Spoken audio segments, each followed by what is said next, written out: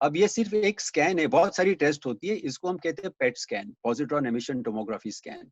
अगर आप यहाँ देखें तो दिमाग के पिछले हिस्से में नीचे वो लेफ्ट साइड पर जो है नॉर्मल है, जहाँ रेड और येलो साइंस ज्यादा है, राइट साइड पर जो है ब्लू ज्यादा है। Blue means lack of oxygen, left side पर yellow and red is more oxygen, यानी उस एरियाज में जो ऑक्सीजन कंजम्पशन खत्म हो गया है ऑन द राइट साइड, जो अल्जाइमर्स डिजीज की वजह से खत्म हो गए, जो दिमाग के हिस्से खत्म हो गए हैं। अब इसकी डायग्नोसिस के लिए जो है बिसाइड्स बिसाइड्स बिसाइड्स ये टेस्ट और भी टेस्ट होती है। Next slide. क्या डिमेंशिया, अभी अल्जाइमर्स की बात हम नहीं कर रहे हैं, बहुत सारे पेशेंट ये सारे साइंस के साथ आते हैं लेकिन उन्हें अल्जाइमर्स डिजीज नहीं होती है, उन्हें और बीमारियां होती है। तो इट इज वेरी इंपॉर्टेंट। देखिए, जब हम अल्जाइमर्स की बात करते हैं तो व्हाट वी आर सेइंग कि हम पेशेंट के लिए कुछ नहीं कर सकते, लेकिन it is very important to rule out other diseases, जैसे क्रॉनिक डिजीज है, किसी को और प्रॉब्लम है, जैसे कि लिवर का है, थायराइड का है, किडनी का है, लंग्स का है, विटामिन डेफिशिएंसीज है, कुछ इन्फेक्शंस हैं, स्वेलिंग है। ये सारी चीजें जो है इसी अलामत को पैदा करती है। कभी कभार patient is very depressed and we feel कि उसको अल्जाइमर्स है, उसकी याददाश्त मुतासिर है। ऐसे नहीं है, हम उसको कहते हैं pseudo dementia. So severe depression can be almost exactly like Alzheimer's, but it is not Alzheimer's. It can be treated. Infections can be treated. Certain organ diseases can be treated. Alzheimer's cannot be treated. It is very important to rule out important causes that can almost mimic Alzheimer's, but they are not Alzheimer's, and the patient can be treated well. Next. अब इसकी treatment के अगर आते हैं तो सबसे पहले there is no permanent cure. Unfortunately इंसान चाहता है कि उसके पास सारी बीमारी का इलाज हो, हर बीमारी का इलाज हो, लेकिन ऐसा होता नहीं। कोरोना क्या है, we have not been able to do anything. But Alzheimer's ऐसा है कि इतने सालों तक ऐसी कोई ट्रीटमेंट नहीं आई है कि जिससे हम ये कहें कि we are able to cure it. लेकिन कुछ ट्रीटमेंट ऐसे कि जिससे जो है ये बीमारी की असर कम हो सकती है फॉर सम टाइम, उसको हम कहते हैं डिजीज स्पेसिफिक ट्रीटमेंट। उसके बाद जो है it is very important to take care of the patient. Family counselling is important. Next. अब ये दवाइयां हैं जो हम देते हैं, a word of caution, please normal लोग ये दवा ना लें, क्योंकि ये बीमारी ये के लिए ही ये स्पेसिफिक है और उसकी साइड इफेक्ट्स बहुत होती है। अगर हमने गलत वजह से दवाइयां ली तो ये प्रॉब्लम्स होते हैं, तो प्रॉब्लम्स होते हैं उससे। दे improve memory function, they improve memory function but for a short time, they don't improve memory function completely. उसके साथ साथ जो है next slide, it is very important to take care of the patient's general condition. अब इसमें जो है depression है, साइकोसिस है, जैसे कि साइकियाट्रिक प्रॉब्लम्स है जो इन पेशेंट्स में बहुत ज्यादा होते हैं, इनमें जो है वो हमें उसको ट्रीट करना बहुत जरूरी है। हमें पता है कि एट सर्टेन एज डायबिटीज है, ब्लड प्रेशर है, हार्ट के प्रॉब्लम्स है, इन्फेक्शंस है, ये सारी चीजें होती है और इन पेशेंट्स में ज्यादा होती है क्योंकि it is important, it's important for the body to function as a whole. लेकिन एक हिस्सा अगर कमजोर होता है which is center of all function, so the whole body gets affected. The burden comes on the family. General nursing care becomes important. Next slide. Now, family involvement is very, very crucial for the management of Alzheimer's disease. क्योंकि patient becomes helpless. It is important to note कि ये कुछ नहीं कर सकते, हमें हर चीज करना है, इसीलिए हम उसको कहते हैं second childhood. They can become unreasonable, they can become suspicious.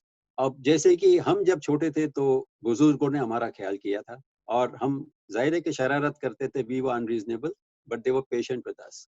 Now it is very important कि जब इस एज में ये लोग आते हैं और इन्हें अल्जाइमर्स हो गया unfortunately, तो they have to be taken care of because it is not their fault. They can become unreasonable. वो चिल्ला चिल्ली कर सकते हैं. They have problems with remembrance, forgetfulness, all kinds of things. But I think it is important for us to take care of them because it is now their turn and we have to be patient with them. इसमें frustration बहुत होता है because you know कि there's nothing you can do, it's just going on and on and on. तो हमने देखा है कि इसमें family stresses, physical stress, mental stress, financial stress, depending upon आपकी economic situation क्या है, आपकी country में facilities क्या है, nursing homes है या नहीं. बहुत सारे लोग जो है इसमें जो है nursing home में अपने relatives को भेज देते हैं. It has been shown that patients who are in nursing home don't do as well as patients who are treated at home, but stress levels of the family becomes a problem. Next. Finally, after all this depressing talk, हम क्या कर सकते हैं? Now data is coming out to show कि those who have Alzheimer's disease उनके लिए तो हम कुछ नहीं कर सकते, but those who are still young and do not have it have a chance of reversing or preventing it to some extent, not 100% because उसमें कुछ चीजें ऐसी है कि हम अभी भी नहीं कर सकते हैं. So certain healthy lifestyle factors can reduce the risk of Alzheimer's disease. और यहाँ पर मैंने बहुत आगे जो वो 100% जो प्रूव हो चुकी है उसी की बात मैं कर रहा हूँ. और तो बहुत सारी चीजें हैं, लेकिन we will just talk about those things that have been 100% proven. Next. Number one is physical fitness. अब ये देखें, this is a 44-year-old longitudinal study. It has shown that people who exercise vigorously have an 88% less chance of developing dementia compared to people with moderate fitness. This was a study done in women. उसमें बहुत सारी चीजें थी, लेकिन one of the things was dementia. और dementia अगर develop हुआ भी, तो it developed 10 years later. देखिए, हम कोई भी immortality की बात तो नहीं करता है, लेकिन अगर कोई चीज बीमारी 11 years late हो सकती है with a factor, with something as simple as physical fitness, जिसमें कोई दवा नहीं है, it's a great thing. So, physical fitness is important just as it is important for other illnesses. So, it has been proven कि अगर आप physically fit हो, तो आपके Alzheimer's के chances कम हो जाएंगे. Next. उसी तरह से mental fitness. Mental fitness का मतलब है कि be mentally active. ये कहते हैं ना कि education never stops. Even at the age of 60 or 70, हमारे एक प्रोफेसर थे जिन्होंने age 80 पर एक fellowship की है, जिसको 1 साल लगता है. So I think it is possible. Age is not a barrier. And if you educate yourself and keep educating yourself, your brain remains active. जैसे कि जिस्म की ताकत जो है वो बनी रहती है if you are physically fit, उसी तरह से दिमाग की ताकत बनी रहती है if you are mentally fit. Solving crossword puzzles, very important. ये करो. और भी mental activities है जो आपको इंटरनेट पे मिल जाएगी. अब 2 किस्म की मेंटल एक्टिविटी होती है. एक है passive mental activity, the other is active. मिसाल के तौर पे फिल्में देखना is passive mental activity. That will not help you. That will numb your brain. But getting yourself involved in some mental activity, solving problems, puzzles, crosswords, okay, interacting with people, doing some study course and so on is important, and that also reduces Alzheimer's disease. Next. And finally, diet and Alzheimer's disease. ये तो prove हो चुका है और बीमारियों में, heart की बीमारी, लिवर की बीमारी, गुर्दों की बीमारी. Healthy diet consisting of fruits, vegetables, fish, omega-3 rich oils, जो आपको यानी for example walnuts है, almonds है, या अच्छे good rich polyunsaturated oils है. ये सारी चीजें जो है अगर आप लेते हैं बजाय के दूसरे जो refined oils हैं, तो इसमें जो है होने के chances बहुत कम हो जाते हैं. और ये भी एक स्टडी हुई है जो 2007 में आउट हुई थी, 100% प्रूवन कि ये सारी अगर फिजिकल, मेंटल और डाइट की फैक्टर्स को अगर आप आजमाते हो, तो your chances of getting Alzheimer's disease in the future will reduce significantly. Next. So in summary, memory along with other intellectual एक खुदा की देन है, एक ऊपर वाले की देन है जो इंसान को इंसान बनाती है. अदरवाइज इंसान जो वही लेवल पर रहता, कोई मेमोरी नहीं होती, कोई याददाश्त नहीं होती. लेकिन कुछ forgetfulness और absent mindedness is normal and does not suggest disease. अगर absent mindedness है तो try to find out ये क्यों हो रहा है और organize yourself. Main thing is अपने आप को organize करोगे, forgetfulness कम हो जाता है. लेकिन अगर डिमेंशिया है तो फिर ये फंक्शंस आहिस्ता आहिस्ता डिटीरियरेट होते हैं, जैसे हमने डिटेक्ट अभी डिस्कस किया, जिसमें Alzheimer's disease is most common. Alzheimer's disease का कोई क्योर नहीं है, लेकिन supportive treatment helps along with nursing care and family support. Evaluation and investigation to confirm diagnosis and ruling out other causes are necessary. And now there is evidence to suggest कि अगर आप कुछ healthy lifestyles practice करते हैं तो Alzheimer's disease के आगे होने के chances कम हो जाते हैं. जो लोग healthy हैं, it is something that they should consider. They should consider not only for mental health but physical health also. ये तो हमें पता है. Alzheimer's disease का हमें पता नहीं था. हम तो ऐसे ही सोचते थे कि ये हो गया तो हो गया, हमें नहीं पता है क्या होगा. लेकिन अब ये सारी चीजें आई है तो regular health practices, healthy lifestyle practice करना बहुत जरूरी है. Therefore, finally, next slide. Number 1, 2 messages. Take care of your seniors with this problem, क्योंकि इनका कसूर नहीं है. They have just, come into this, and it is important that you take care of them, just as they took care of you in childhood. Number 2, stay healthy and stay fit, and control Alzheimer's and other age-related diseases from destroying your health. Because finally, your health is in your hands, and you can do a lot to promote your health. Thank you. Next. Thank you. Thank you, Dr. Sonawala. And I'm sure it has helped many of us to understand brain health and how we can prevent diseases like Alzheimer's. Dr. Sonawala, we have received many good feedback from the audience, and thank yous as well from the audience, as this was very informative session. So let's begin with our question and answer segment. We have received so many questions from our audience. So let's start with that. So there are a few questions like, what exercises can we do for our brain to help our memory? Okay. Like to enhance our memory, what exercises we can do? Okay. There are अभी हमने 2 किस्म की exercises की बात की है. एक है फिजिकल एक्सरसाइजेस. फिजिकल एक्सरसाइजेस जो है उसमें 3 किस्म की एक्सरसाइज होती है. नंबर 1 इज हम कहते हैं कि एरोबिक्स, जिसमें रनिंग है और उस किस्म की एक्सरसाइजेज है जो muscle building exercises, stamina building exercising. दूसरी है स्ट्रेचिंग एक्सरसाइजेस और तीसरी है वेट्स. सो आई थिंक इसमें जो प्रूव हुआ है वो ये physical exercises, that is like aerobics type. लेकिन ये देखा गया है कि योगा प्रैक्टिस करते हैं या वेट्स प्रैक्टिस करते हैं, after any kind of exercise physical will work. जहां तक मेंटल एक्सरसाइजेस का ताल्लुक है, उसमें जो है अगर आप इंटरनेट पे जाएं तो बहुत सारी something that taxes your brain. For example, आपको एक सवाल पूछा जाएगा and then you are asked to think about it. तो your thinking is the stimulus to brain activity. Crossword puzzles. No, crossword puzzles ऐसी चीज है कि हम काफी लोग बोर हो जाते हैं, and some people also addicted, तो करते रहते हैं. तो वो that's a mental activity, and that mental activity helps the brain cells to work. Third thing is, और ये चीजें अभी प्रूव हुई है कि retirement is something that is toxic for the brain.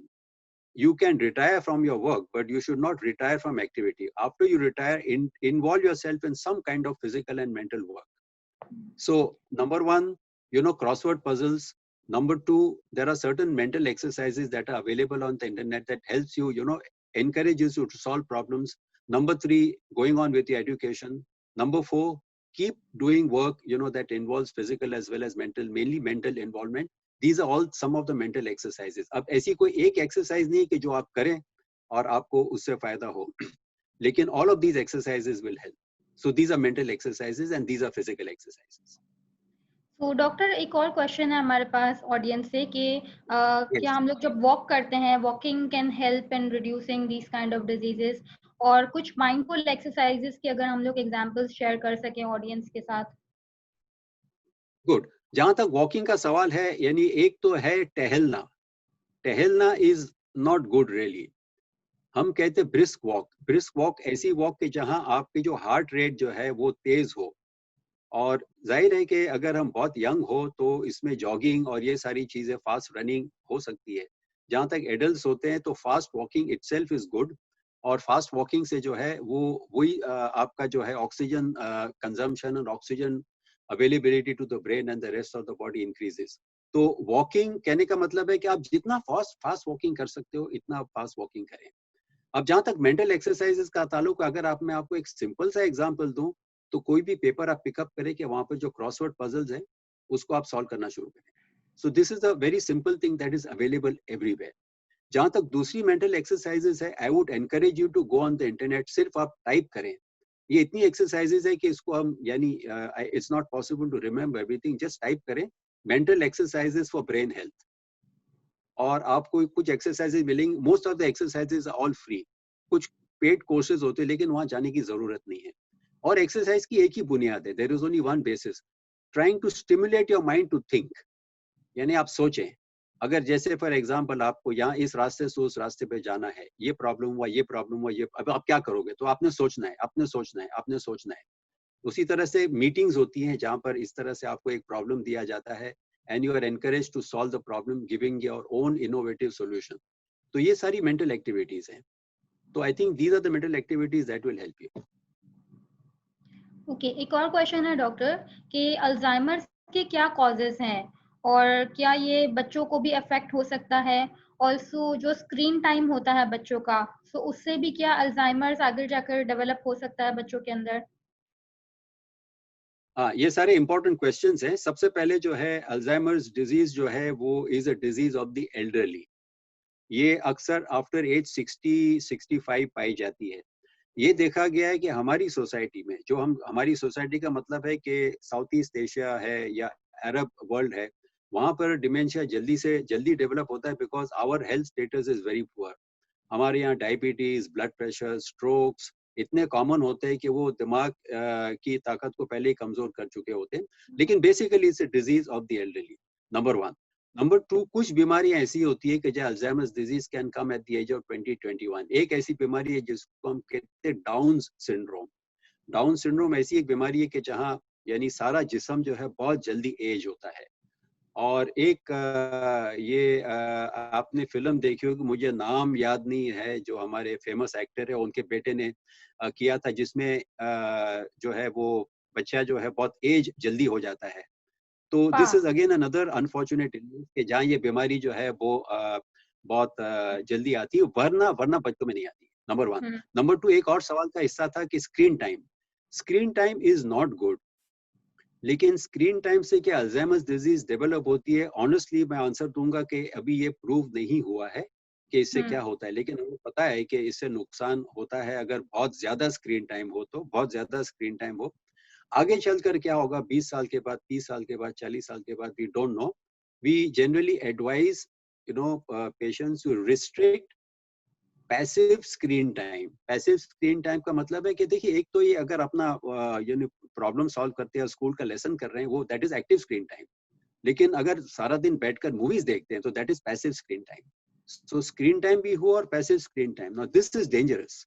You have to be very careful. Passive screen time जो है वो अच्छों को खराब कर देती है and that should be discourage.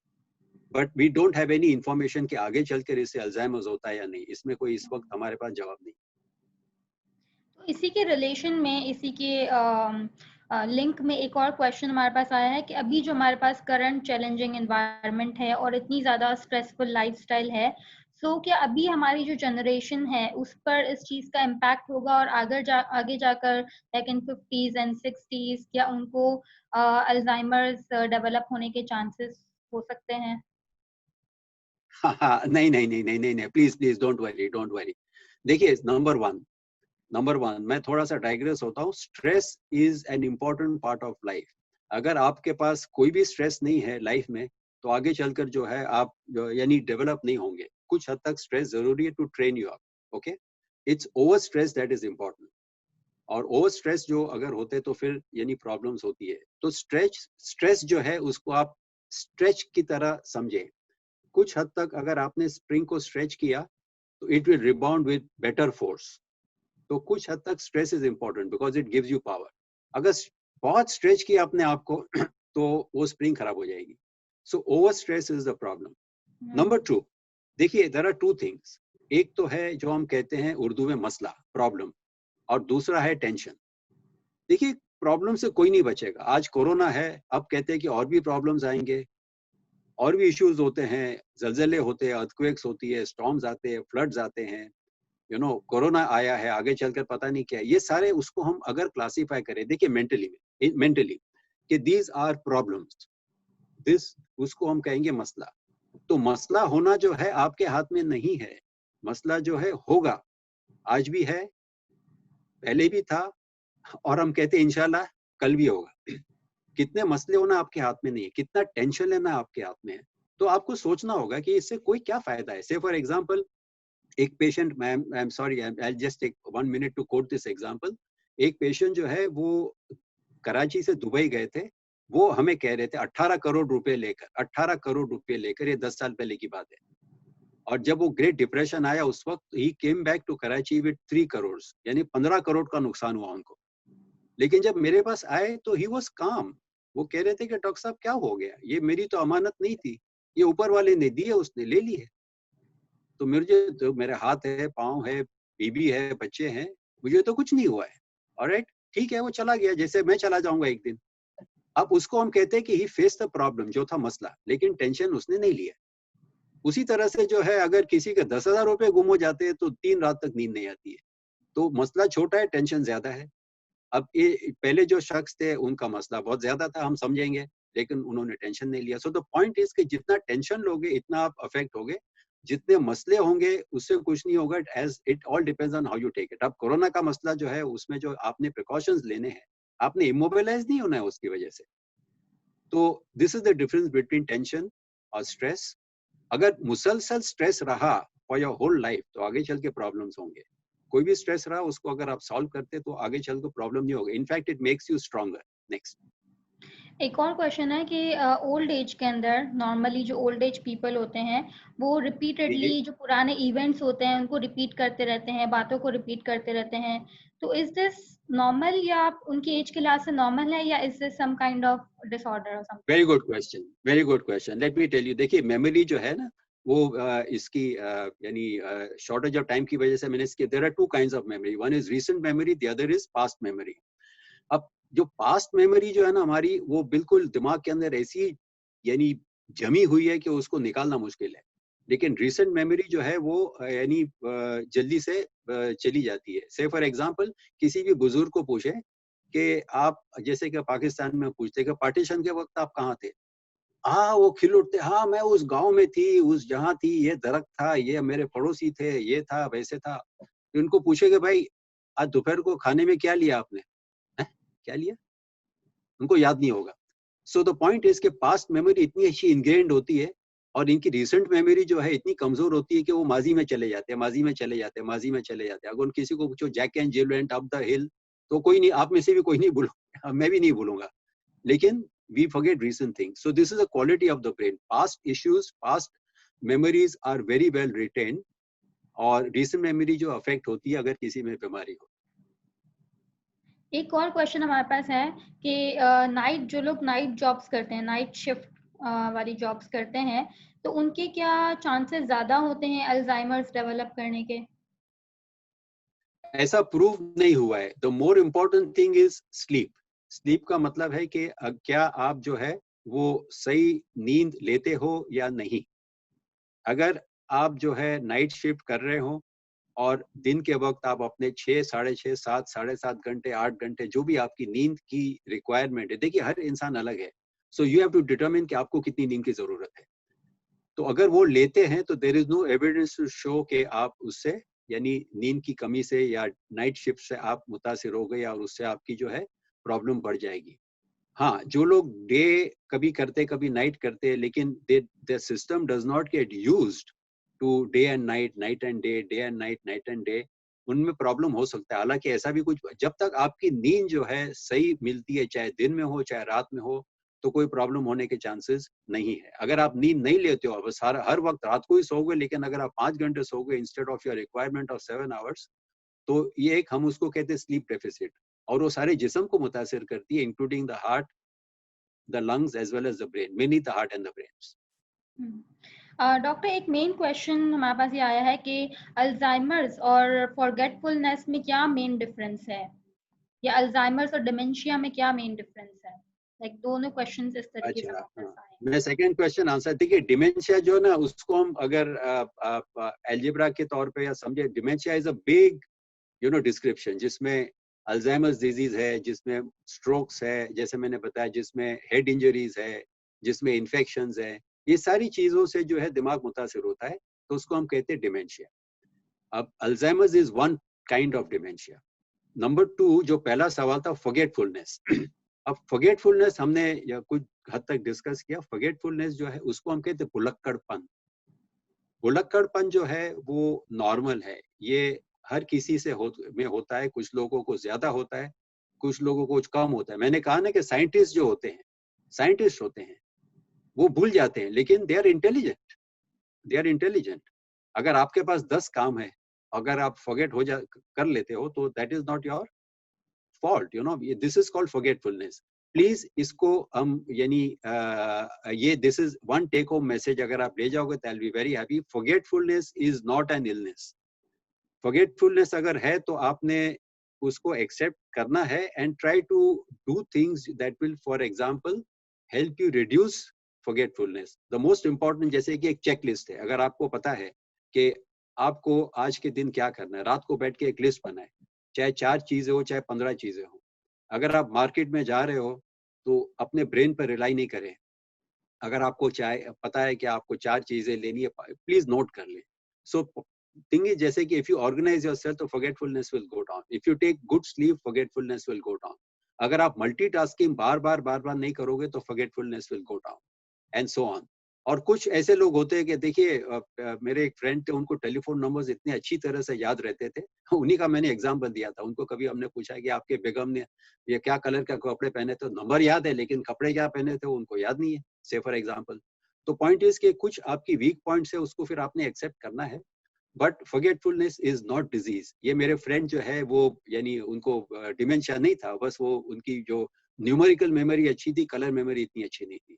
So forgetfulness is not disease. It is part of memory and it can happen to anyone. एक लास्ट क्वेश्चन है डॉक्टर अजीज सोनावाला कि सोडियम डेफिशिएंसी या विटामिन डेफिशिएंसी क्या लीड कर सकती है अल्जाइमर्स को? The answer is no. देखिए, सोडियम डेफिशिएंसी अगर किसी को है तो द पेशेंट ड्राउजी हो सकता है। जैसे कि सोडियम में किसी को भी कमी हो गई सोडियम की, तो ये पेशेंट ड्राउजी हो सकता है। लेकिन अगर मुसलसल जो है कंटिन्यूअस ड्राउजीनेस रही और सोडियम को आपने करेक्ट नहीं किया, तो then that can lead to brain damage. लेकिन that happens after a long time. It will not happen immediately. So the thing is कि अगर आपका सोडियम कम है और आपने करेक्ट किया, ये सोडियम की कमी ब्रेन को डैमेज नहीं करेगी, ये सोडियम की कमी अल्जाइमर्स को पैदा नहीं करेगी। उसी तरह से कुछ लोगों की थायराइड की कमी होती है, अगर आपने दवाई ली तो आपको जो है वो कभी भी प्रॉब्लम होने के चांसेस नहीं है। You are normal as long as you take care of your thyroid. उसी तरह से एक विटामिन B12, कुछ लोगों में उसकी कमी होती है और उसके साथ साथ जो है इनकी याददाश्त भी मुतासिर होती है। इफ यू करेक्ट इट, तो चाहे सोडियम हो, चाहे विटामिन हो, चाहे और चीजें हो, उसको अगर आपने ट्रीट किया, फॉर एग्जाम्पल डिप्रेशन, अगर किसी को बहुत डिप्रेशन है और हमें ऐसे ही महसूस होगा कि उसको अल्जाइमर्स है, but it has to be evaluated and that is 100% treatable, 100% treatable. So I think ये सारी चीजें जो अल्जाइमर्स पैदा नहीं करती है, एंड अगर उसको ट्रीट करते हैं तो पेशेंट ऑलमोस्ट 100% सही हो जाता है। Okay, thank you, Dr. Sonawala. Still, we are receiving very good feedbacks from the audiences that the session was very good and it was very informative and they have learned a lot and it was amazing. So, thank you, audience. And Once again, thank you yes, very doctor. much. I must apologize for this delay. पता नहीं यहाँ internet जो है इस तरह से अचानक बंद हो गया। हम कभी कभार मजाक में कहते हैं ये पाकिस्तान है, जो दुनिया में चीज नहीं होती वो यहाँ हो जाती है, अच्छी भी होती है लेकिन कभी कभार ऐसे भी होती है। But this was the third internet और फॉर्चुनेटली ये चल गई है। So I am thankful to everyone, thankful to the organisers for giving me this opportunity. ऐसे समझ लें कि the thing has not ended. अगर किसी को ऐसे सवाल हो जो समझते हैं कि वो उसके यानी जवाब हासिल करने की जरूरत है, यू आर मोस्ट वेलकम।